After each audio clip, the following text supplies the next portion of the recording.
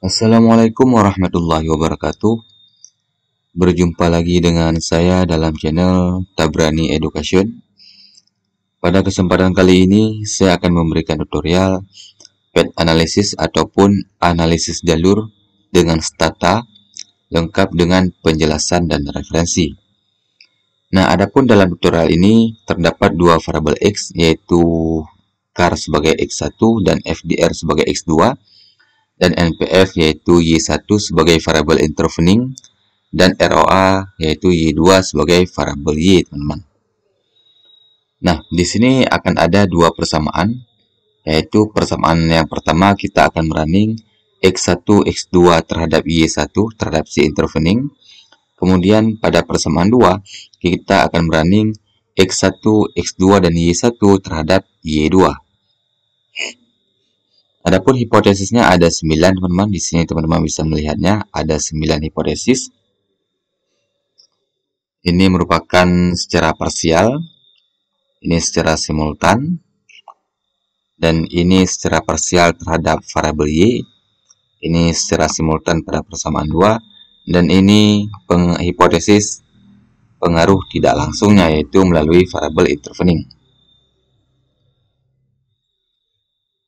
Nah, di sini saya menggunakan stata 14, dan ini data yang saya gunakan, data bulanan dari 2017 sampai 2021, teman-teman. Langsung saja kita copy dari X1, X2, Y1, dan Y2.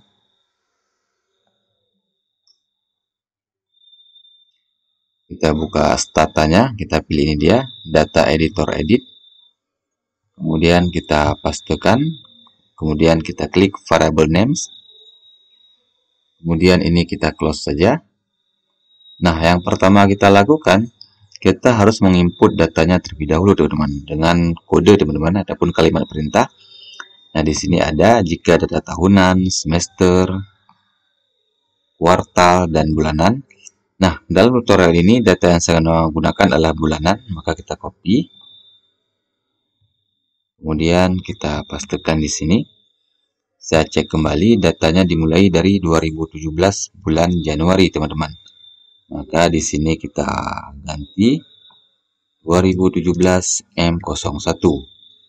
Kemudian kita enter. Nah, di sini sudah terinput 2017 bulan Januari sampai 2021 Desember, teman-teman ya. Kemudian ini saya close saja dulu. Nah, langkah pertama yang akan kita lakukan adalah uji asumsi klasik, yaitu asumsi klasik yang pertama normalitas, yaitu normalitas persamaan 1 dan normalitas persamaan 2. Saya bagi layar terlebih dahulu. Nah, sulit teman-teman ya, seperti ini aja. Oke.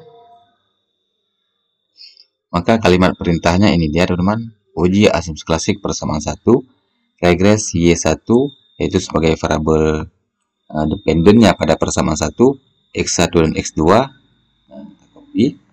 Nanti kalimat perintah ini ada di deskripsi, teman-teman. Kita copy, kita ke stata, kemudian kita pastekan, enter. Ini dia, teman-teman. Nilai probabilitas pada persamaan 1 yaitu 0,0575. Ini dia 0,0575 pada persamaan 1. Sedangkan pada persamaan 2 kita copy. Kemudian kita pastekan, kita enter. Ini dia 0,5205, teman-teman. 0,5205 lebih besar daripada 0,05, maka dapat disimpulkan data berdistribusi normal, baik pada persamaan 1 maupun persamaan 2, teman-teman. Seandainya data teman-teman tidak normal, maka teman-teman bisa menggunakan perintah ini.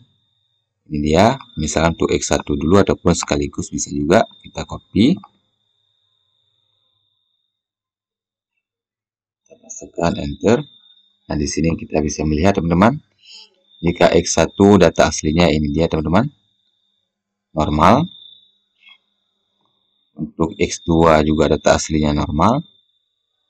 Untuk Y1 jika menggunakan data asli tidak normal, teman-teman. Untuk Y2 normal. Nah, di sini untuk I1 kan tidak normal, teman-teman. 0,032 lebih kecil daripada 0,05. Maka di sini teman-teman bisa melakukan transform data. Nah, di sini kalau kita lihat transform data yang menjadi normal, ini dia, teman-teman ya. Nah, ini dia. Bisa kita transform ke inverse ataupun SQRT dan sebagainya, teman-teman. Nah, kalimat perintahnya misalnya ini dia, teman-teman. Contoh sebagai contoh, teman-teman ya. Kita copy, kita pastikan di sini misalnya kita ingin transform ke inverse, teman-teman. Maka kita ketik nama baru misalnya. Nah, seperti ini. Kemudian di sini kita masukkan rumus ini, teman-teman. 1 dibagi Y1. Jadi ini kita ganti 1 dibagi Y1. Kemudian kita enter. Nah, ini sudah ada variabel baru, teman-teman ya. Ini sebagai contoh saja, teman-teman. Ini saya hapus saja. Nah, kemudian kita lanjutkan dengan uji multikoloneritas, teman-teman. Maka kalimat perintahnya ini dia. Saya gunakan yang fifth. Ini untuk persamaan 1 dan 2, saya copy sekaligus. Saya copy. Kita pastikan, oke. Kita cek persamaan 1. Ini dia, teman-teman. Ini persamaan satunya. X1 dan X2, ini dia angkanya, nilai fifth-nya. Dan nilai 1 dibagi fifth, teman-teman ya. Nah, ini dia, 2,75. Untuk persamaan 1. Kemudian untuk persamaan 2-nya, ini dia, teman-teman. Nah, penjelasannya, nilai fifth persamaan 1 dan 2 lebih kecil daripada 10. Ini dia, lebih kecil daripada 10. Dan nilai 1 dibagi fifth persamaan 1 dan 2 lebih besar dari 0,1, teman-teman. Maka dapat disimpulkan lolos uji multikoloneritas. Seandainya teman-teman tidak lolos uji multikoloneritas menggunakan fifth, teman-teman bisa menggunakan multikol korelasi, teman-teman. Nah, caranya seperti ini. Tinggal di copy, kita ketik kodenya ini ataupun kalimat perintah. Kita pastikan, kemudian oke. Nah, di sini dalam referensi beda-beda, teman-teman ya. Ada yang standarnya harus lebih kecil daripada 0,8, ada yang harus lebih kecil 0,85, bahkan ada referensi yang harus lebih kecil 0,90, teman-teman. Kemudian selanjutnya kita lanjutkan dengan uji heteroskedastisitas, teman-teman. Kalimat perintahnya, nah ini dia, teman-teman. Heteroskedastisitas persamaan 1. Saya copy, pastikan enter. Ini dia, 0,4216, 0,4216, teman-teman. Ini dia. Kemudian yang persamaan 2-nya kita copy. Kemudian saya pastikan ini dia 0,9396. Ini dia 0,9396. Nilai probability persamaan 1 dan 2 lebih besar daripada 0,05. Maka lolos uji heteroskedastisitas. Seandainya tidak lolos uji heteroskedastisitas, bisa menggunakan heteroskedastisitas range experiment, teman-teman ya. Nah, caranya seperti ini. Tinggal di copy. Teman-teman tinggal mengetiknya, harus sama persis dengan nama variabelnya ya. X1 X2 res. Ini dia, sudah tersimpan res tadi. Kemudian enter. Nah, ini dia. Yang kita lihat adalah angka yang ini, teman-teman. Nilai yang di bawah ini adalah nilai probability-nya, harus lebih besar daripada 0,05. Jika lebih besar 0,05, maka lolos uji heteroskedastisitas range experiment, teman-teman. Nah, kemudian selanjutnya saya lanjutkan dengan uji autokorelasi. Nah, kalimat perintahnya ini dia, teman-teman. Persamaan 1 dan 2 saya copy sekaligus. Karena kalau gunakan yang pertama ini tidak lolos uji autokorelasi, teman-teman. Nah, ya.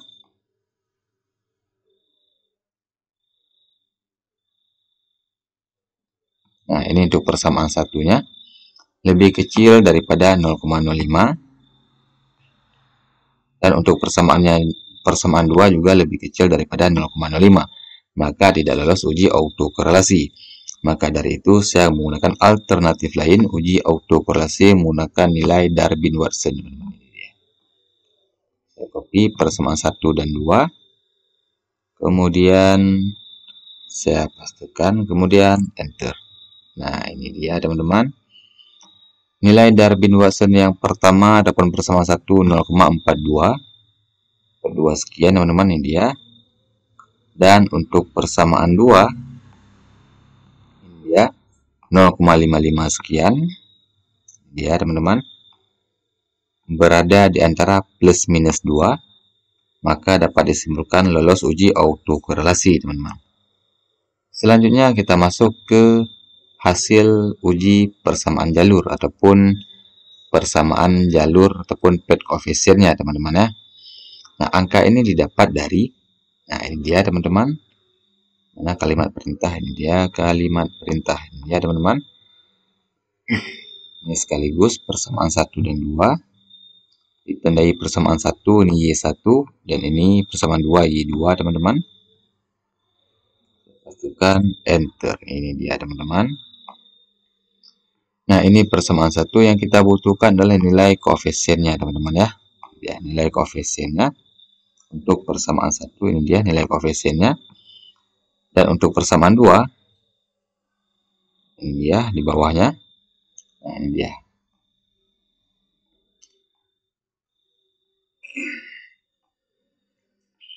Nah, sedangkan untuk pengaruh tidak langsungnya ataupun path koefisien pengaruh tidak langsungnya yaitu nilai ini dia X1 terhadap Y ataupun X terhadap intervening dikali dengan variabel intervening terhadap si Y teman-teman. Jadi kalau di sini dalam kasus saya yang harus kita kalikan jalur ataupun nilai koefisien X1 terhadap Y1 dikalikan dengan Y1 terhadap Y2. Ini ada saya buat teman-teman. Dan hasilnya ini dia teman-teman. Begitu juga dengan yang kedua ini teman-teman. Berarti X2 terhadap Y1 dikali dengan Y1 terhadap Y2. Dan ini hasilnya teman-teman. Nah, untuk penjelasannya ini dia teman-teman ya. Nah, nilai error ini didapat dari mana? Nilai error didapat dari 1 dikurang nilai adjusted R square. Ini dia untuk persamaan 1 ini dia nilai adjusted R square. Berarti 1 dikurang 0,6478 maka hasilnya 0,3522. Sedangkan untuk yang persamaan 2-nya ini dia 0,7202. 1 dikurang 0,7202 maka hasilnya 0,2798 teman-teman. Dan ini penjelasannya di bawah. Nah, teman-teman bisa membacanya. Kemudian masuk ke uji hipotesis. Yang pertama koefisien determinasi R square. Nah, ini nilai adjusted R square persamaan 1. Yang ini teman-teman. Dia persamaan satunya 6478, 0,6478 dan persamaan 2-nya 0,7202. Ya, 0,7202 teman-teman ya. Nah, artinya pada persamaan 1 jika dipersenkan yaitu sebesar 64,78%. Hal tersebut menandakan bahwa variabel CAR dan FDR, kenapa CAR dan FDR? Karena ini dia persamaan 1 CAR dan FDR. CAR dan FDR mampu menjelaskan variabel NPF sebesar 64,78%. Sedangkan sisanya yaitu berarti 100 dikurang 64,78%. Dijelaskan oleh variabel lain, teman-teman. Begitu juga dengan penjelasan pada persamaan 2. Kemudian uji F ini dia, teman-teman. Nilai F hitung pada persamaan 1. Ya, nilai F-nya 55,25 dan nilai probability-nya 0,0000 teman-teman. Dia. Sedangkan untuk persamaan 2-nya ini dia 5163 dan nilai probability-nya sama teman-teman ya. Nah, di sini ada penjelasannya. Nilai F hitung persamaan 1 55,25 lebih besar dari F tabel yaitu 3,159. Didapat dari, ini dia, pada persamaan 1, jumlah sampel saya ada 60, jumlah variabel ada 3, kenapa 3? Ini dia, persamaan 1, X ada 2, kemudian ada Y1, 1, 2, 3, berarti 3, kemudian kita masukkan rumus, ini dia, ini secara otomatis, tapi jumlah variabel dikurang 1, 3 dikurang 1, 2, kemudian jumlah sampel dikurang total semua variabel, 60 dikurang 3, 57. Kemudian kita masukkan rumus sama dengan tin V, buka kurung, oh sebentar, bukan tin V teman-teman, sama dengan F titik INV titik RT, buka kurung, probability, ini dia, titik koma deg freedom 1, ini dia, 2, titik koma deg freedom 2, ini dia, tutup kurung, enter.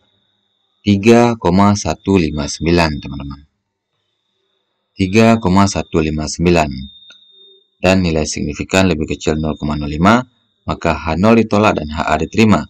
Artinya CAR dan FDR berpengaruh terhadap NPF teman-teman. Ini ya, persamaan 1 ini dia teman-teman, berpengaruh terhadap NPF. Saya tandai warna hijau. Ya. Kemudian nilai F hitung persamaan 2, ini dia teman-teman, 51,63 lebih besar dari F tabel. Nah, di sini F tabelnya sudah berbeda teman-teman. Kenapa?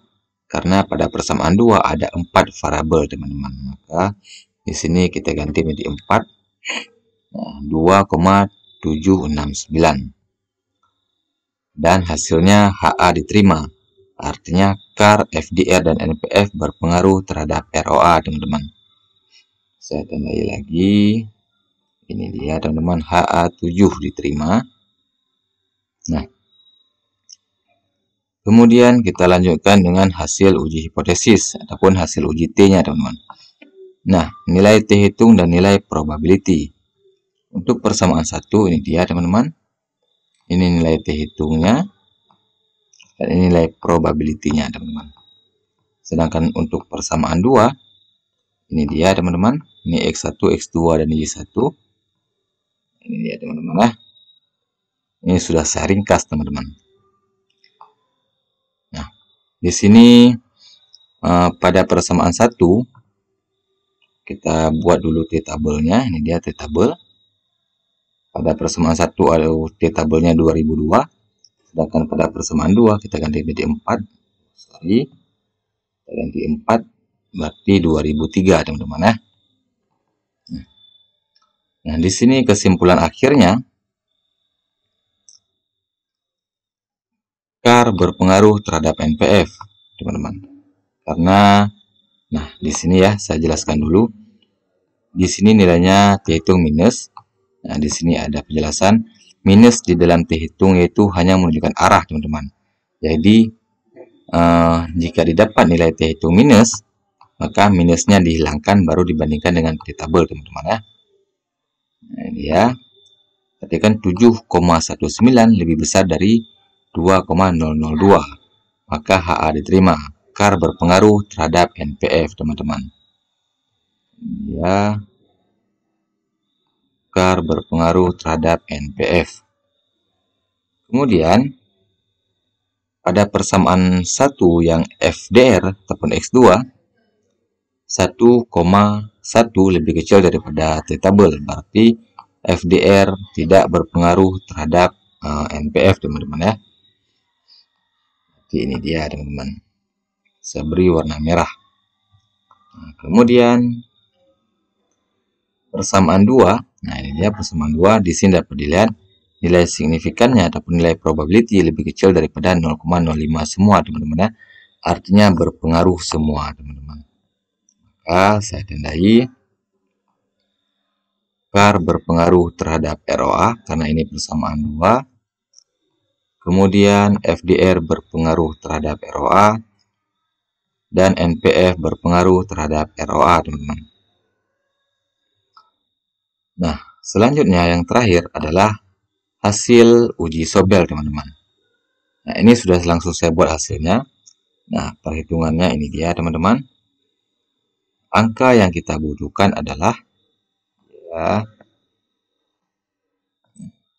persamaan 1 dan 2. Angka yang kita butuhkan nilai koefisien dan nilai standar error. Nah, ini dia. Persamaan 1 tadi.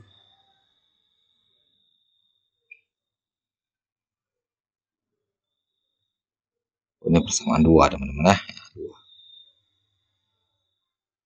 Nah, ini dia teman-teman. Yang kita perlukan adalah nilai koefisien dan nilai standar errornya teman-teman. Yang X1 dan X2. Kemudian pada persamaan 2 yang kita perlukan sebenarnya cukup yang Y-nya saja teman-teman. Y1 ini aja angka ini yang kita gunakan. Selebihnya tidak kita gunakan. Tapi di sini tetap saya buat semua teman-teman. Nah, ini dia. Berarti yang kita gunakan adalah angka yang ini dan ini teman-teman. Nah, di sini X1 terhadap Y1, X1 terhadap Y2 melalui Y1. Nah, nilai A di sini adalah koefisien X1 terhadap Y1 dan ini nilai standar errornya, ini dia. Dan nilai B yaitu Y1 terhadap Y2 teman-teman. Dan ini nilai standar errornya teman-teman ya. Ini dia. Nah, ini hasilnya itu saya ganti jadi Z. Nah, kalau teman-teman buat rumus ini ya, nggak panjang rumusnya teman-teman. Nah, ini dia rumus. Jadi intinya nanti disesuaikan dengan rumus yang teman-teman gunakan ya. Kalau teman-teman ingin membuat sama persis seperti ini ya, berarti inilah contohnya teman-teman. Inilah contoh rumusnya teman-teman. Didapat nilai Z hitung yaitu 3,54. Begitu juga dengan yang kedua, yang X2-nya teman-teman. Yang beda hanya nilai A-nya saja. Nilai A berarti X2 terhadap Y1. Ini dia. X2 terhadap Y1 dan nilai standar errornya. Dan ini nilai Z hitungnya teman-teman. 1,062. Ya. Penjelasannya, Z hitung lebih sebesar 3,541 lebih besar daripada Z tabel. Nah, 1,958 ini adalah sudah ketentuan teman-teman.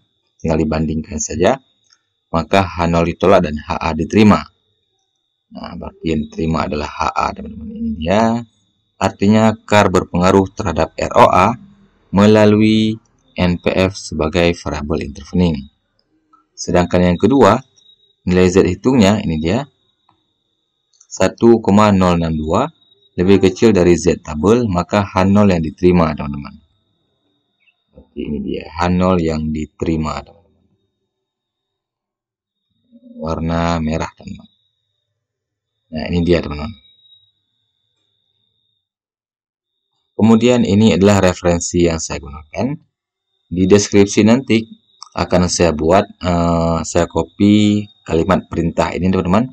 Jadi teman-teman bisa menggunakannya, tinggal diganti disesuaikan dengan nama variabel yang teman-teman buat teman-teman ya.